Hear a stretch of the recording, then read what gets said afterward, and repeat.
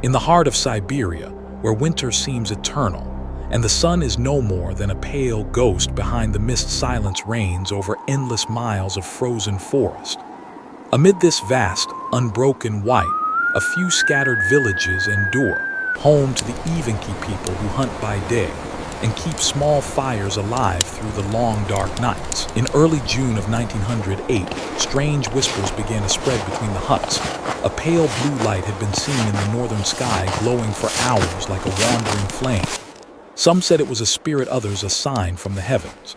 But on the third night, the sky itself seemed to awaken. A fiery streak stretched across the horizon like the tail of a comet, and the forest trembled. Dogs barked, birds scattered, and hearts pounded beneath layers of fur and fear. No one knew what was coming, only that the wind had changed, colder, sharper, and the air felt as though the world was holding its breath. A small child turned to his father and whispered, "Papa, why is the sun rising from the wrong side?" The man said nothing.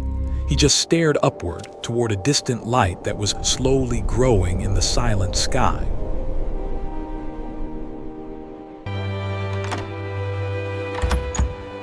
Dawn arrived slowly over Tunguska, the kind of dawn that feels older than time itself. A thin veil of frost shimmered on the pines as smoke rose lazily from small campfires.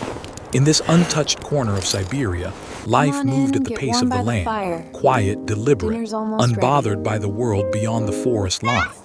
The Evenki hunters set out early, their boots crunching softly in the snow.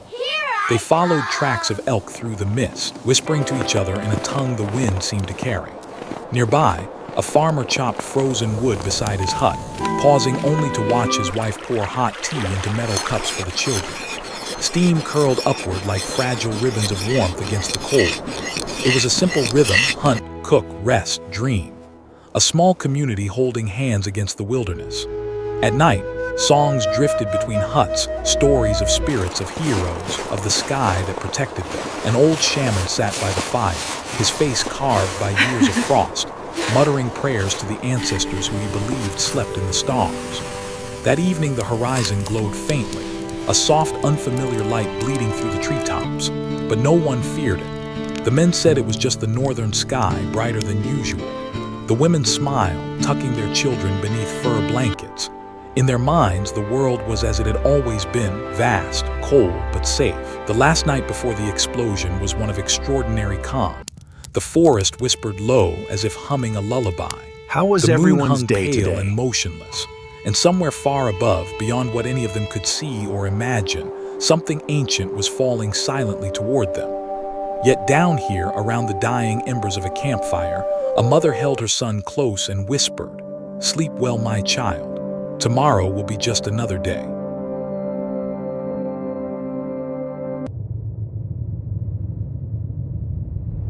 It began with a light. At first it was beautiful, a streak of silver cutting across the pale dawn, its tail stretching endlessly above the forest. The Evenki hunters stopped in their tracks, shading their eyes. "A star," one whispered. "A gift from the gods," said another. But then the ground trembled beneath their feet. The air itself seemed to hum. Birds burst from the trees, screaming into the cold sky. In the village, dogs barked wildly, tugging at their ropes. Mothers stepped outside their huts, clutching their children. Above them, the light grew brighter, so bright it cast shadows across the snow as if a second sun had risen. The world turned eerily still. Even the wind stopped.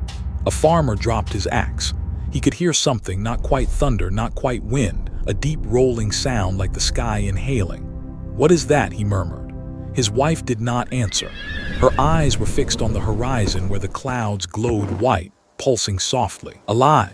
Across the taiga, animals began to run, elk, foxes, even bears, all fleeing the same unseen terror.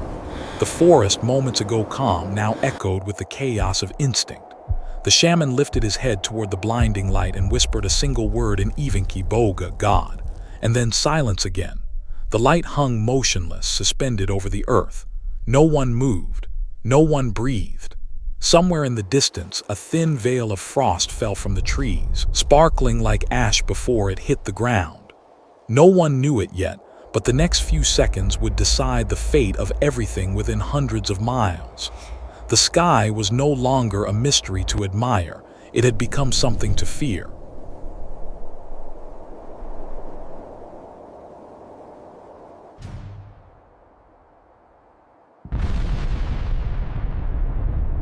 There was no warning.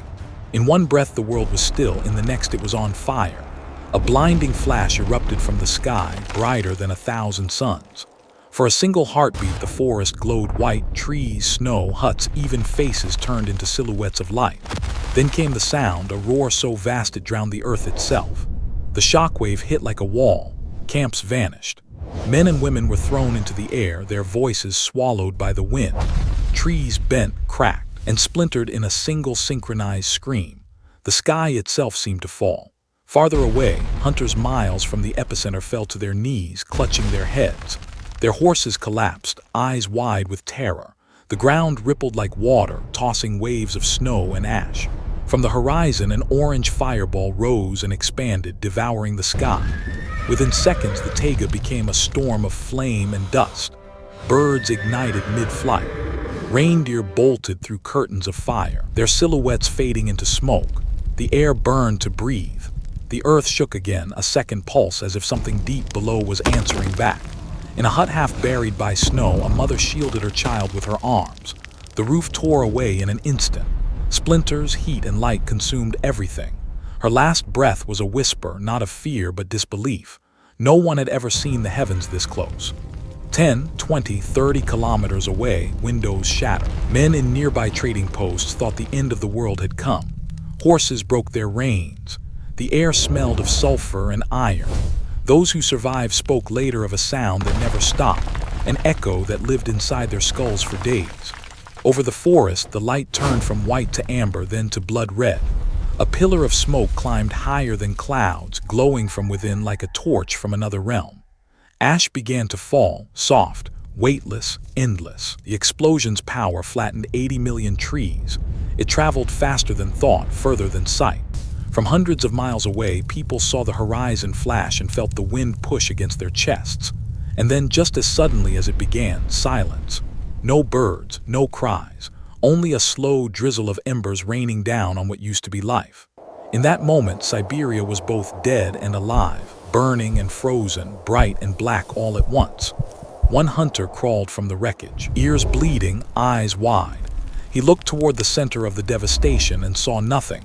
No crater, no object, only a blinding void of smoke and wind twisting above the trees that once stood tall. He whispered a prayer, unsure who could still hear it. The gods have fallen. Above him, the sky shimmered, torn, glowing, and silent. And somewhere beyond that sky, whatever had come was already gone.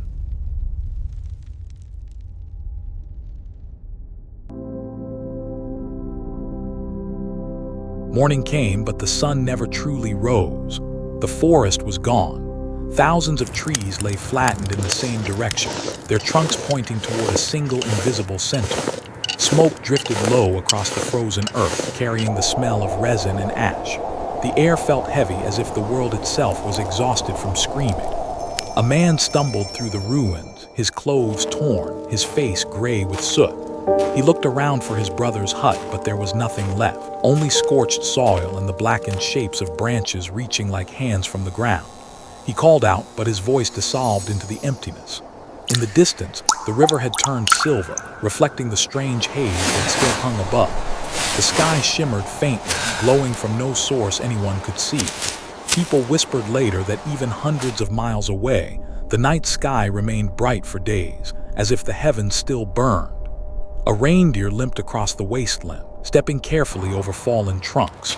Crows perched silently on the edges of splintered wood, too stunned to cry.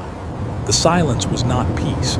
It was the sound of something immense having passed through, leaving only absence behind. By dusk, the surviving villagers gathered near the river. No one spoke. They simply watched the horizon, where faint colors of green and violet began to ripple across the darkening sky, the northern lights, brighter than ever before, dancing over the wound in the earth. An old shaman knelt and placed his palm on the frozen soil. "The sky has touched the ground," he whispered, "and it left a scar."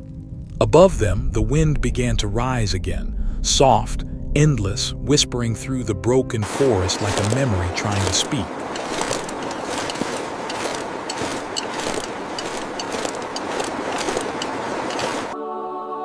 Decades passed. The forest grew back, but never the same. From above, a perfect circle of devastation remained, miles wide, trees still pointing outward like arrows from an unseen center. Locals no longer spoke of the day the sky exploded. They simply called it the morning the world shook. In 1927, a man named Leonid Kulik, a Russian scientist, led an expedition to find answers. He believed a giant meteorite had struck the Earth, but when he arrived, he found no crater, no rock, no trace of impact. Only trees flattened in every direction as if some invisible hand had pressed them down from the sky. The Evenki guides refused to go near the center. That place, they said, belongs to the gods. At night, their fires burned small. The men spoke of glowing mists, of compasses spinning wild, of animals avoiding the valley altogether. Kulik wrote in his journal, "It feels as though something immense still lingers here, something unseen, waiting." The mystery deepened. Some claimed it was a comet that exploded before hitting the ground. Others whispered of antimatter or alien craft or weapons from beyond our world. Yet none could explain how a single blast leveled 2,000 square kilometers of forest and lit up the night sky halfway across Europe. As years became centuries, scientists brought satellites and sensors, computers and drones. They measured radiation, magnetic fields, soil layers, but still, no solid evidence of a meteorite was ever found. Only silence, only the memory of fire frozen into earth. Today, the Tunguska region is quiet again. Birch trees sway where flames once raged. The wind hums through the young forest, carrying the same ancient whisper.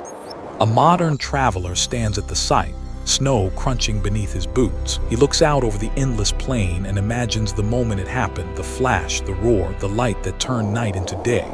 He closes his eyes and wonders what truly fell here. Maybe it was not a rock. Maybe it was a reminder that the universe is vast, unpredictable, and alive. That in a single heartbeat, the sky can erase everything we know. The narrator's voice softens. We look to the stars for answers. But sometimes the stars look back and remind us how small we are, fade to black. A soft rising note, the sound of wind over snow. The screen lingers on the text, the Tunguska event still unsolved.